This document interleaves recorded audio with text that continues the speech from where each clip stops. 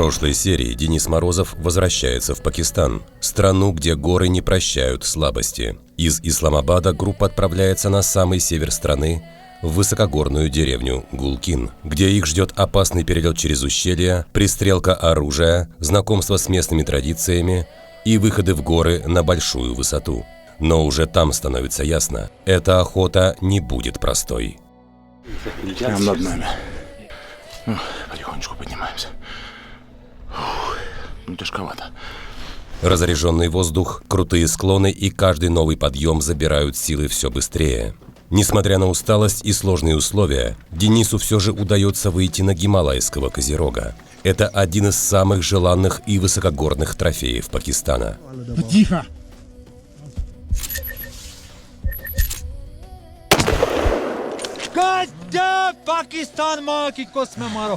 Теперь группа отправляется за самым труднодоступным трофеем в мире – голубым бараном.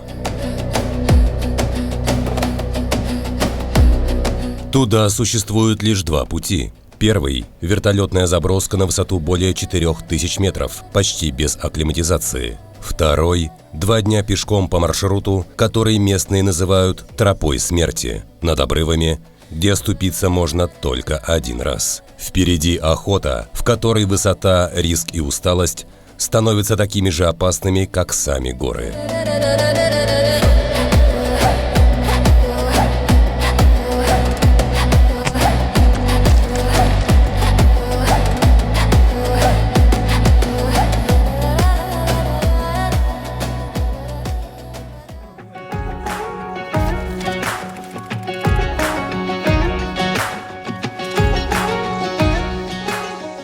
Приветствуем вас в нашей деревне, где вы охотились с командой из жителей этой деревни.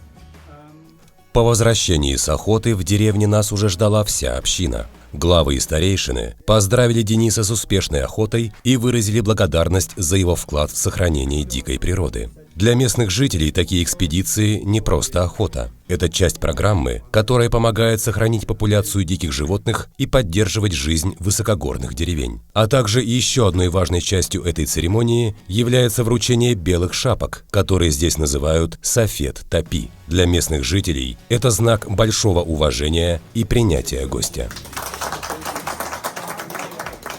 Затем старейшины надевают на Дениса цветочную гирлянду. В Пакистане такой жест означает почет, радушный прием и признание со стороны всей местной общины. Спасибо большое, мистер Деннис. Это правильно? Особая благодарность за то, что вы проехали 1000 миль из России, затем через весь Пакистан в северную часть страны, а затем вы приехали в нашу маленькую деревню Гулкин и провели удачную охоту. На самом деле это было нелегко. В 2 часа ночи вы начали подъем, а вернулись в 7 вечера. Примите все наши поздравления и большое спасибо вам. Когда мы приезжаем, я чувствую себя очень-очень расслабленным. То же самое, как будто я попал в семью. Лучшее время для меня.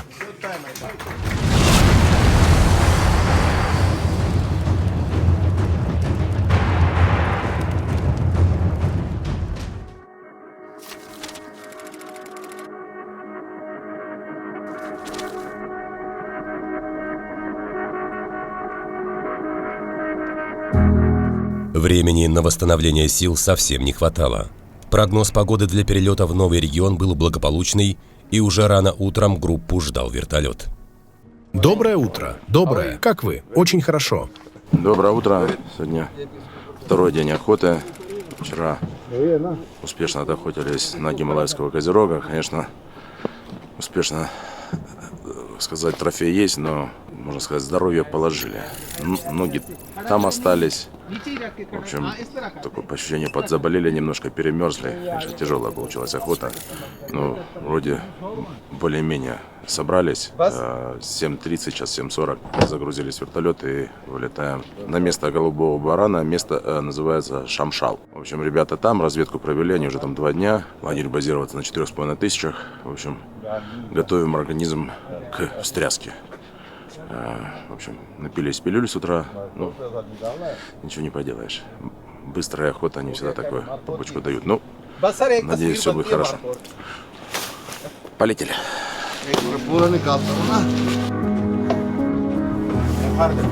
Yeah, it's more than 12,000 feet.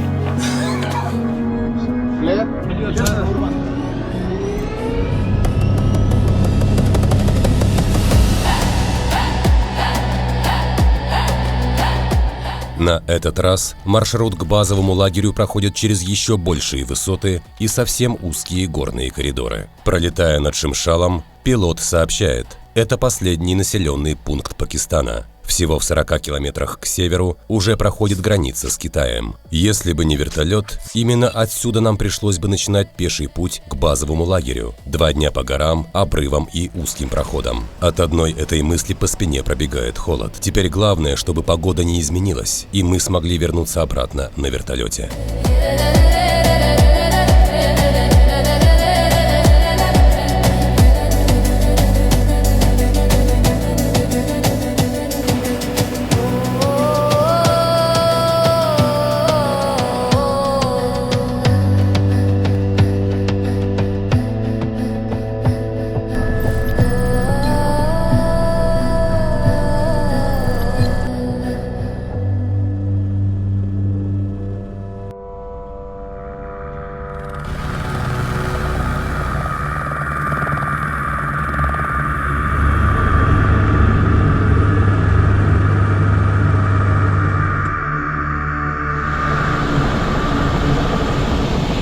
Что-то никого не видно. Да.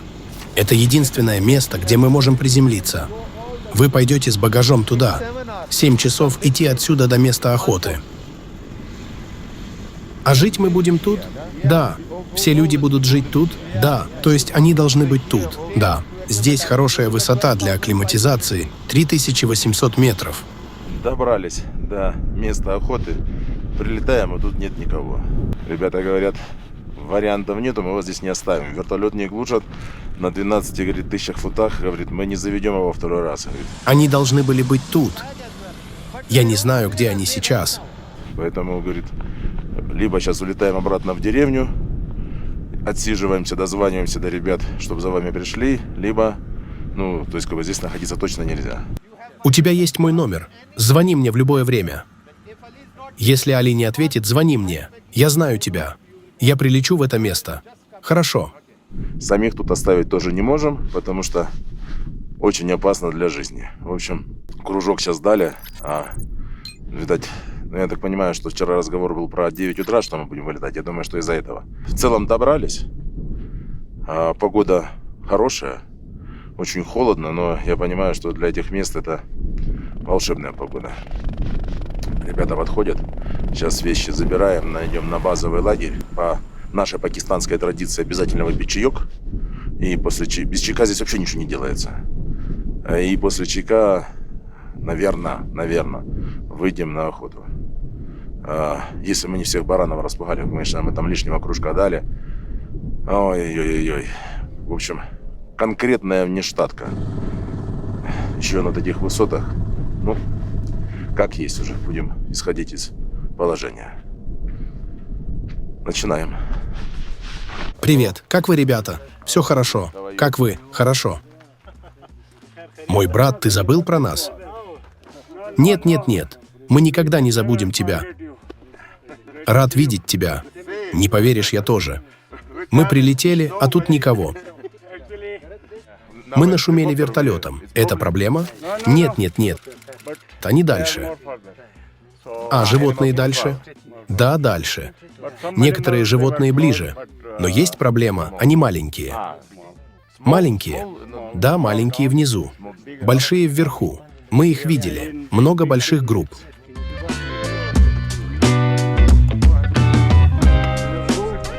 Сейчас мы приготовим чай.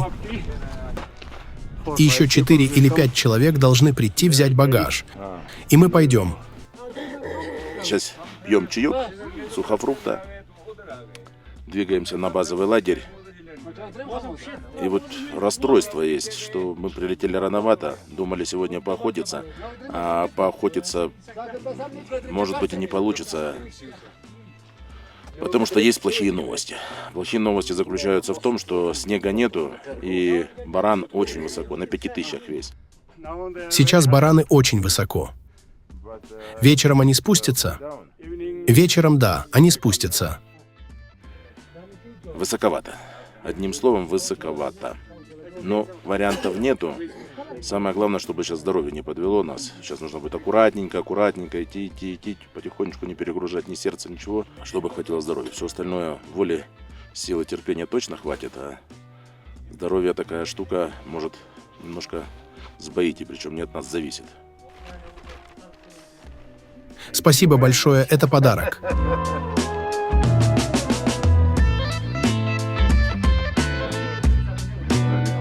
О, как эскимос. Супер. Ему идет.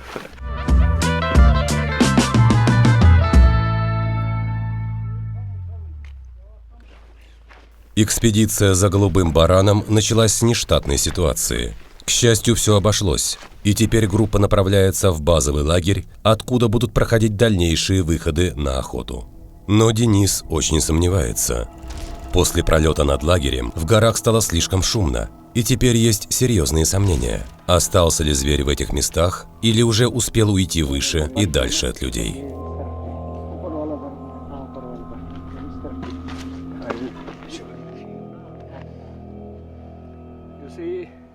Ты видишь, там идет ущелье, и там на горе Гэп. Вот такой. Ты понял? И там немного белого снега. Вот они там чуть ниже. Они спускаются. Смотри на Гэп.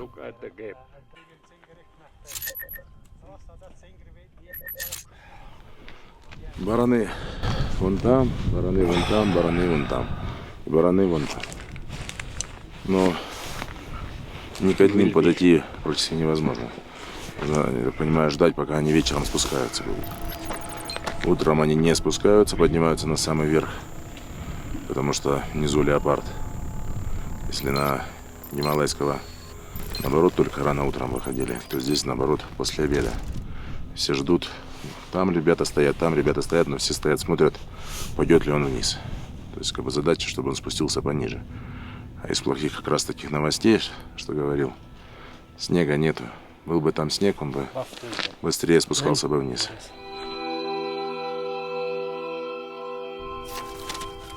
Группа с опозданием, но благополучно добирается до лагеря. Здесь, на высоте, воздух настолько чистый, что запах еды охотники почувствовали еще задолго до прибытия.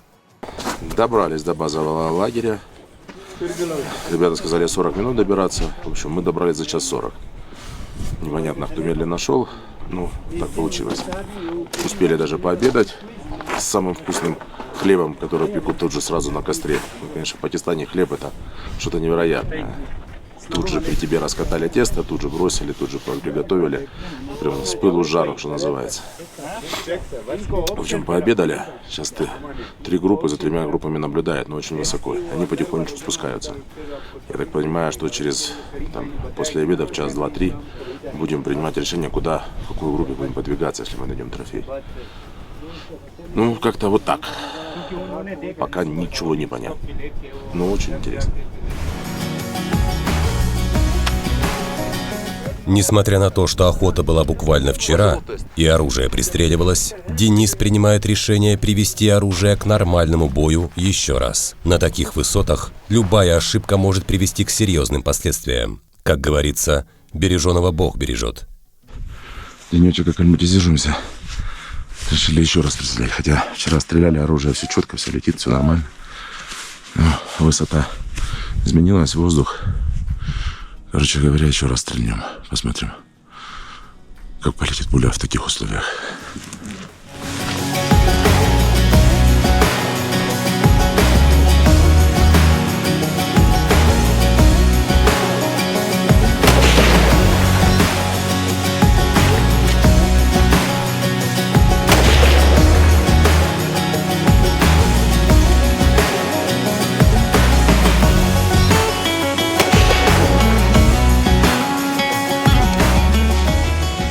Ну, что может быть?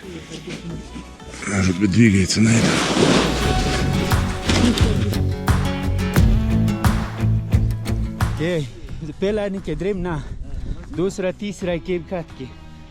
Первая, вторая, третья. Это первая, первая, ага, первая, вторая, третья, последняя, последняя, да, последняя. Пуля уходит левее. Денис решает ввести небольшие поправки в прицел.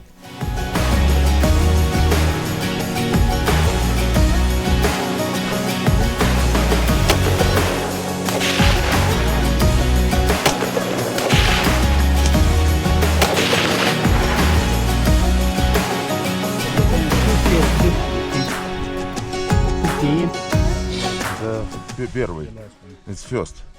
Это первая. А потом я уже не знаю. Потом ты попадал сюда. Нормально. Что-то сбивается. Выстрелы. Ну, не в оружии проблема, в стрелке. Но, как правило, всегда проблема со стрелками. Не с оружием. Ствол, наверное, перегрелся. 20 патронов подряд выстрелить, конечно. Тоже такая штука. Солнце уже скрылось за горами, а на кухне снова запахло едой. Группу ждет теплый ужин и неспокойная ночь. Завтра предстоит длинный переход в следующий лагерь, а значит, впереди снова высота, усталость и неизвестность.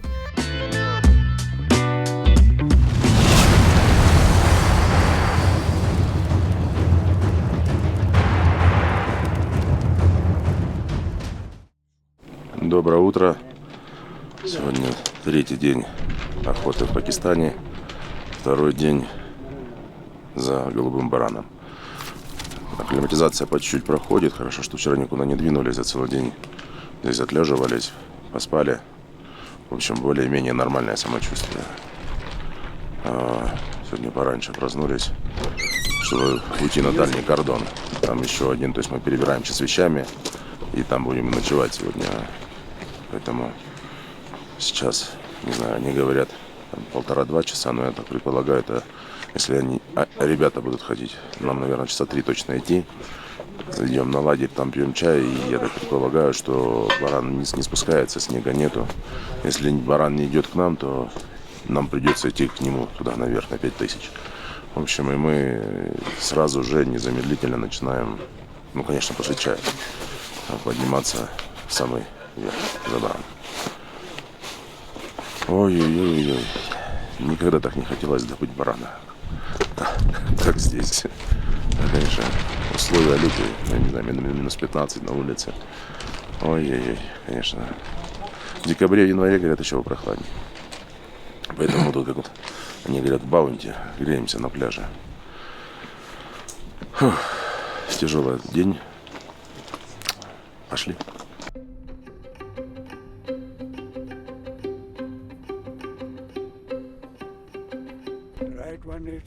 Справа дорога уходит в парк Шимшал и дальше, к китайской границе. А мы пойдем по левой дороге вдоль реки по берегу.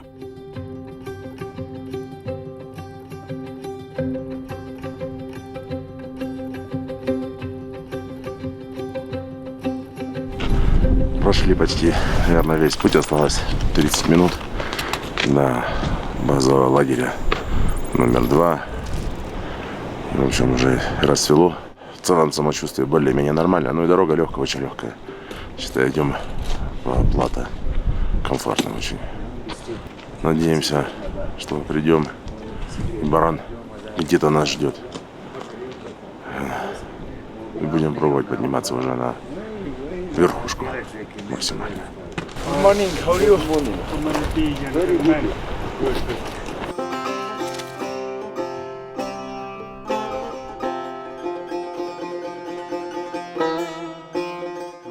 Меня зовут Назир Бек из деревни Шимшал. Я местный охотник. Сейчас я здесь с нашим замечательным охотником из России. Итак, мы в национальном парке Шимшал. Мы называем его перевал Шимшал. У нас тут водится специфическое животное голубой баран. Голубой баран, или как его еще называют, бхарал, один из самых загадочных обитателей высокогорного Пакистана. Несмотря на название, он не голубой и даже не совсем баран. По образу жизни он ближе к горным козлам. Живет среди скал, легко передвигается по осыпям и выбирает такие места, где человеку каждый шаг дается с трудом. Его серо-стальной окрас сливается с камнем, поэтому заметить это животное в горах почти невозможно, пока оно само не выдаст себя движением. Высота обитания голубых баранов от 3 до 5,5 тысяч метров над уровнем моря. Вес крупного самца может достигать 75 килограммов. Длина тела достигает до 165 сантиметров. Рога крупные, расходятся в стороны и загибаются назад. Продолжительность жизни 12-13 лет. Вчера мы наблюдали замечательный трофей в одной группе, так что мы позвали охотника из базового лагеря сюда. И сейчас мы готовы отправляться. Мы быстро должны посмотреть, там ли они сегодня. Мы должны попробовать подойти. Если не получится, мы должны будем подождать какое-то время и затем попробовать еще раз. Если не получится, то мы попробуем завтра рано утром. Я очень надеюсь, что у нас получится добыть хороший трофей.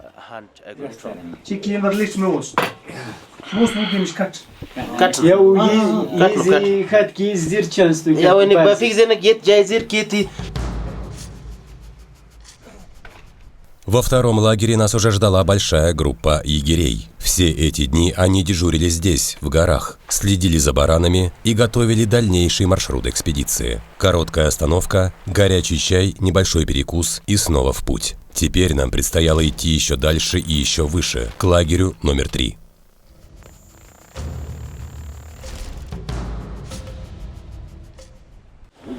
Я считаю, что поздно вышли. Вчера спрашиваем Джоя, во сколько будем просыпаться. Он говорит, 7-8. Какие 7-8? Сюда идти 2,5 часа. И сюда еще час-полтора. Ой, вот это вот беда с организаторами. Надо было встать в 3 часа.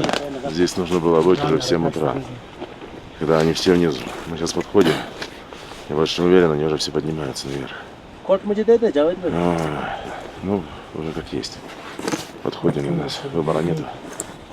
Поэтому будем пробовать, исходя из тех позиций, которые у нас есть.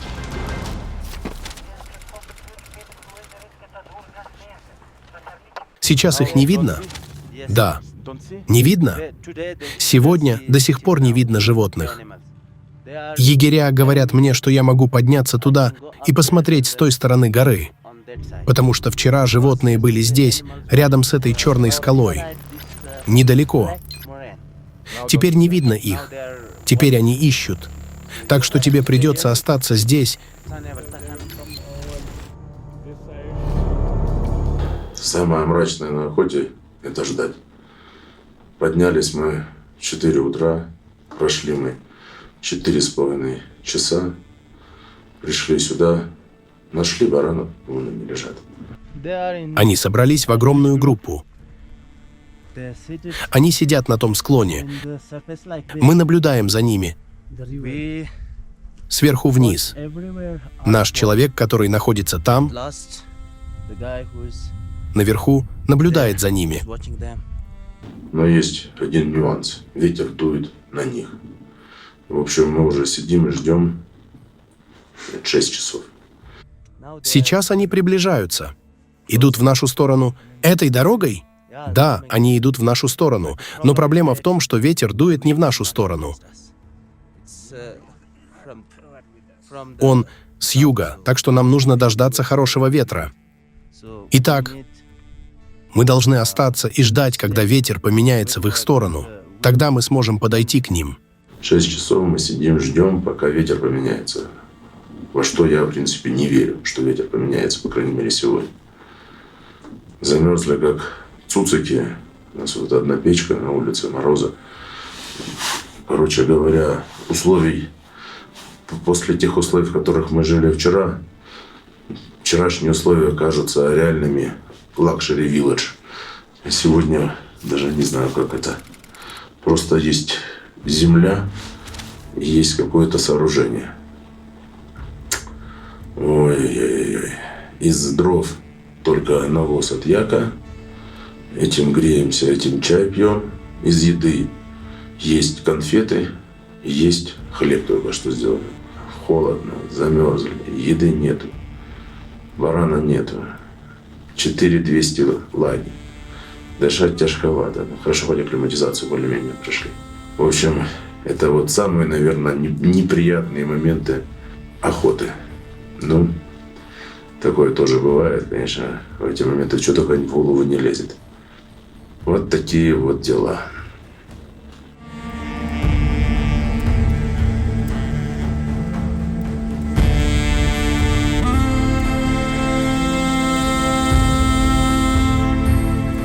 Тяжковато условия. То холодно, то включают печку, выжигают кислород, где голова болит, то пыляка, то еще что-то. Ой-ой-ой-ой. Короче говоря, если в двух словах, мамма мия, Санта Лучия.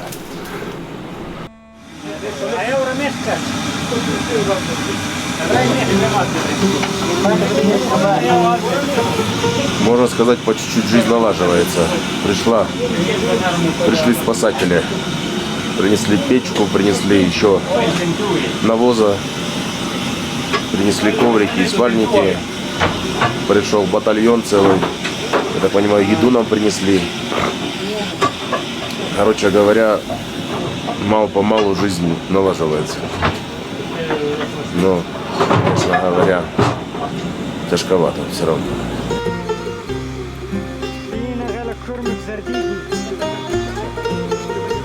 В общем, поужинали, ложимся спать. План на завтра такой. В 5 утра подъем, завтракаем и в 6 утра на рассвете выдвигаемся. Выдвигаемся к группе, скорее всего, она там и осталась, где ее ребята видели поздно ночью. Ночью сильно животное, как говорят, не двигается, если только не полная луна. Ну, опять же, это все догадки, домыслы, а все может быть по-другому. Короче говоря, в 6 выдвигаемся, и там в 6:30, там 6, я думаю, минут 30-40 какие-то точки. Ну и, в общем, большая надежда на завтрашнее утро.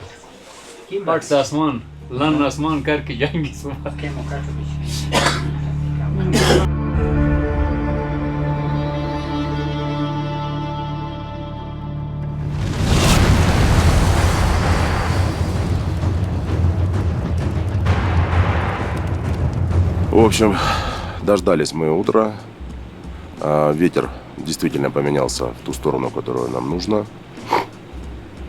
Ребята уже вышли на разведку. Животных видят. Они там же внизу, возле реки. И мы выдвигаемся к ним.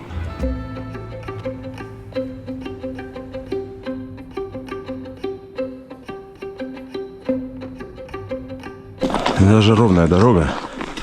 Казалось бы, идешь, ну, по ровному, ну, с небольшим уклоном на подъем по руслу реки.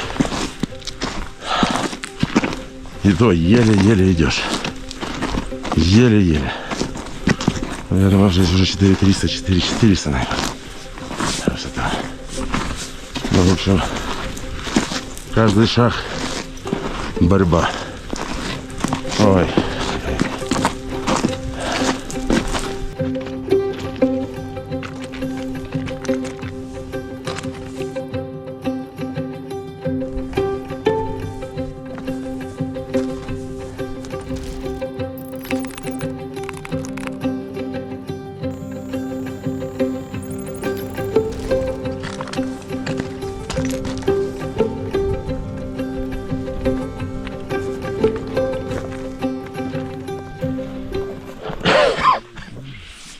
Сейчас мы пойдем вместе.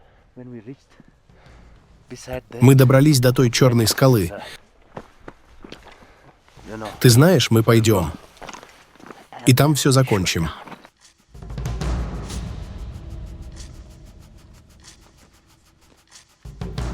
Медленно, но уверенно группа подбирается к баранам. На противоположной стороне склона уже сидит разведчик. Он наблюдает за животными и докладывает, что все спокойно. Сердце бьется так сильно, что закладывает уши. Теперь главное – успокоить дыхание, собрать себя и сделать все точно.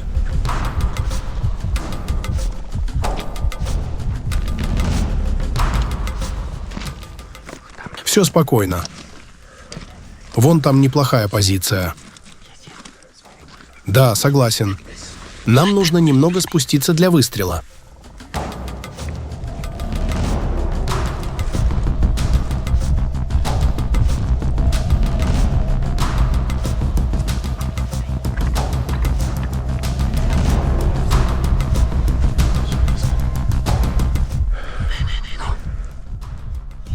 Вы должны пойти вдвоем. Мы очень близко.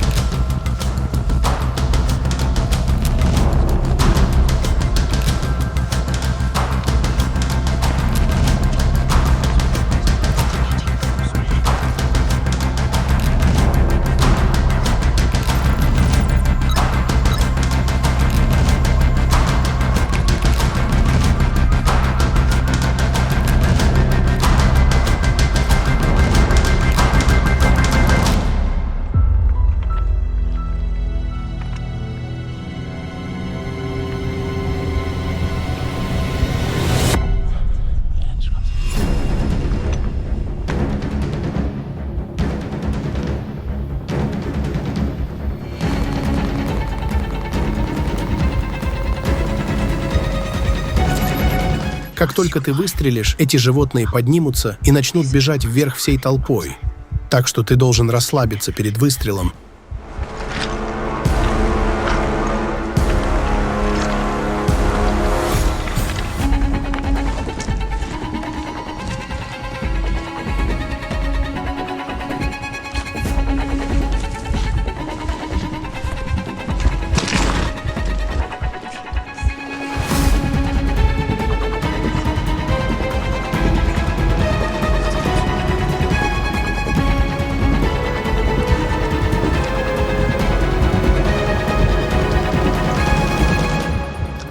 Животных очень много, это тоже плохо. Теперь нужно выбрать самого трофейного из стада и согласовать его с егерем и инспектором. И только после этого Денису дадут добро на выстрел. 2 животных наверху. Да. Двое животных спят. Да, 1 спит, а дальний хороший.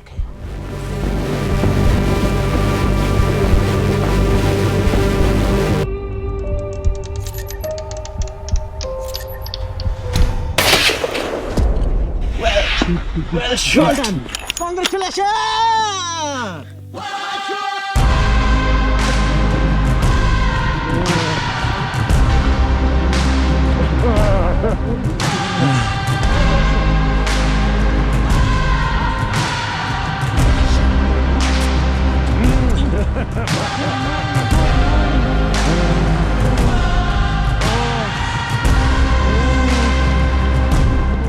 Я же тебе говорил вчера, что сегодня мы его возьмем. Мы сделали это.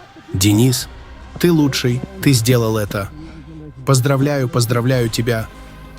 Я благословляю вас. Посмотри, как они близко.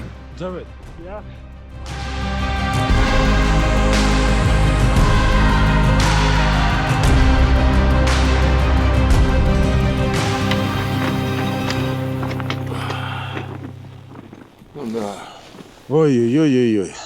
Вот так называется этот трофей. Называется голубой баран в Пакистане. Одна, наверное, из сложнейших охот, которая есть. Сложнейшая, наверное. Одна из самых сложных охот, я думаю, что в мире. То есть, как бы сложный по миру, конечно, но там есть плюс. Ты на машине можешь заехать, но в машине в любой момент можешь выехать. Отсюда ты не можешь в любой момент взять и уйти. То есть 2 дня пешком, если вертолет погоду не дает. В общем, сложнейшие горы. Если у нас там 5800, то здесь шеститысячники даже не считают.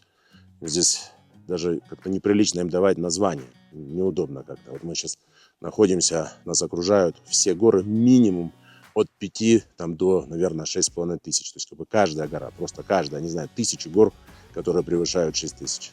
Конечно, тяжелая климатическая ситуация. Холодно. Животного, в принципе, достаточно, но очень осторожное животное, и такие открытые пространства, тяжело к нему подойти. То есть нам повезло, что вчера хорошо, что мы весь день ждали, а на охоте ждать, наверное, хуже ничего нету, чем ждать. И, получается, поменялся сегодня ветер, как и планировался.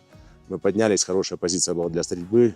В общем, добыли хороший трофей голубого барана.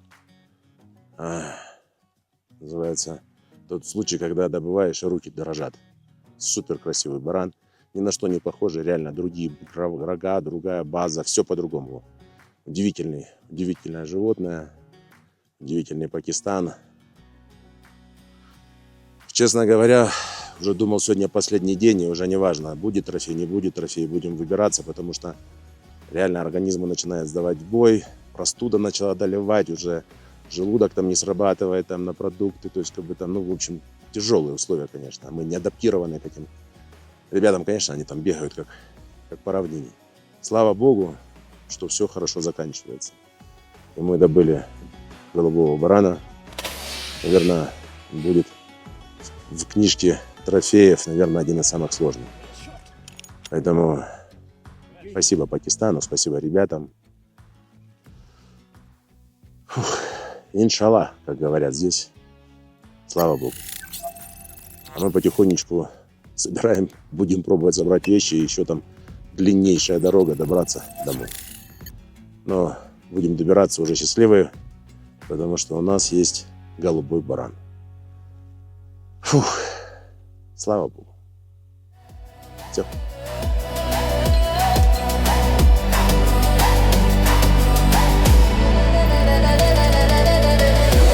Короче говоря, невероятное мероприятие.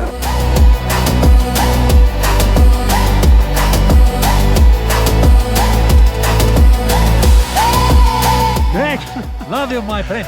Good job, Pakistan, Marky Kosme Maro.